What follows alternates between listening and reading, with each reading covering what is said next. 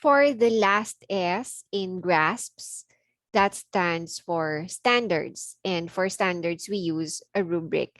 This is an example of a rubric. It's composed of the criteria. So this is one criterion, another criterion, and another criterion. This sample rubric is for making a peace project proposal. Okay. You can actually come up with your own rubric, but there are also other rubrics available online that other educators are sharing for free. But it's always nice if you again contextualize and design your own based on what you're looking for. But there has to be a special training also for you because there are many other considerations in designing a rubric. Okay, so it's also composed of the task. You have to indicate what the task is or what the format or product is.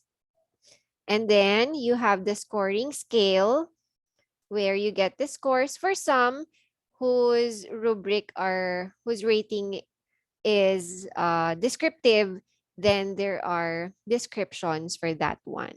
So there's advanced, there's um, for some, there's beginning, developing, proficient, approaching proficiency, okay, and advanced. So those are used. For some, there's very good, good, and fair. So there are many considerations in using a rubric. But as educators, we find that analytic rubrics are very helpful. Those that analyzes the basis for rating the student.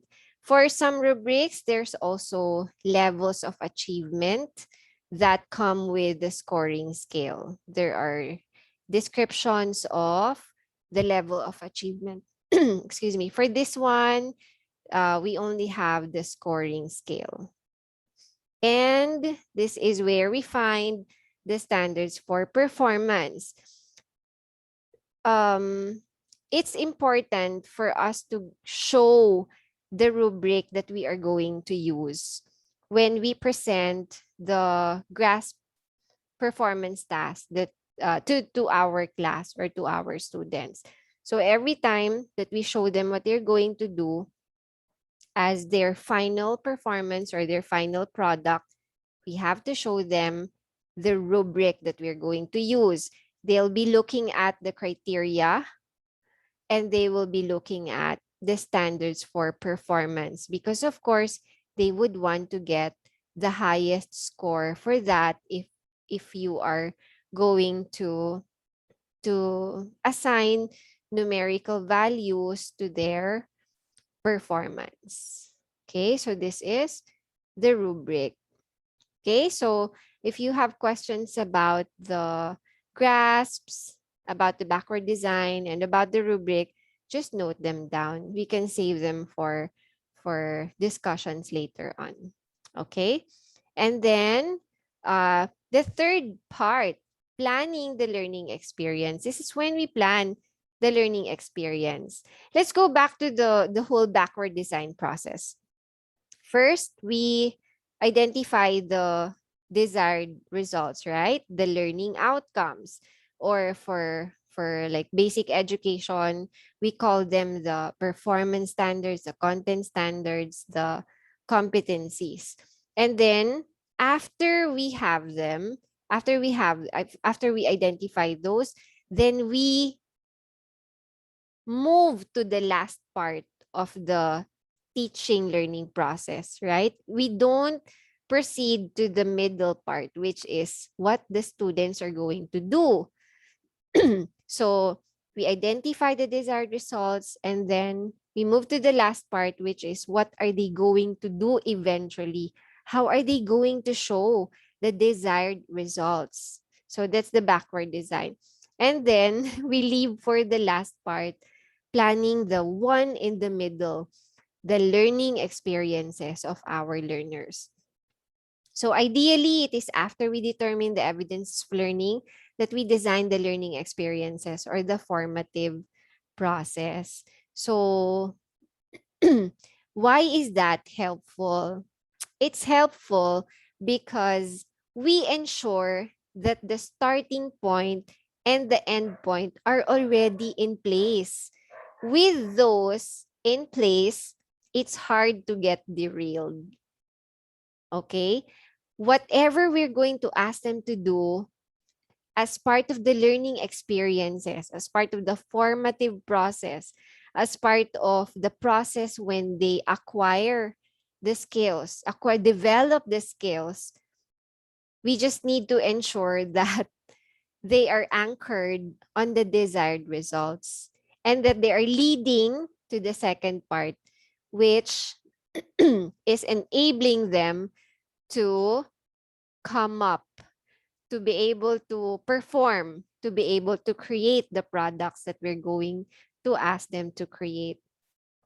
Also, it's worth noting that the students might actually be able to decide also on what they want to do, on how they want to show what they have learned in a particular unit, or how they're going to demonstrate their learning outcomes. So there is so much opportunities for the students to show what they have learned.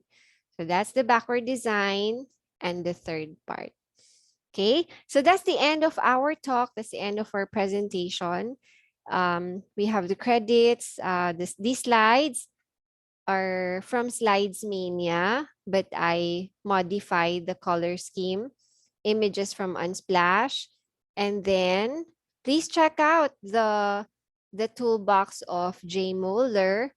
And then I have here links to other helpful references. www.teachthought.com and teachervision.com. So I hope that you'll be able to proceed to designing the performance task for your students. Try to explore how to design performance tasks based on the GRASP's format. Again, there are a lot of helpful sites and helpful references for educators. You can just check them out. For now, what you can do is to review the syllabus, look at what you have to teach, study your anchors, which are the learning outcomes, and then try to formulate GRASP's activities that will help the students demonstrate what they have acquired in the unit that you had as coverage. So your task is to come up with as many GRASPs format as you can, and then start already gathering rubrics that you can use for standards. This has been Lourdes Patricia Morales. I'm already stopping the sharing. Your resource speaker for authentic assessment in FPE. God bless us all.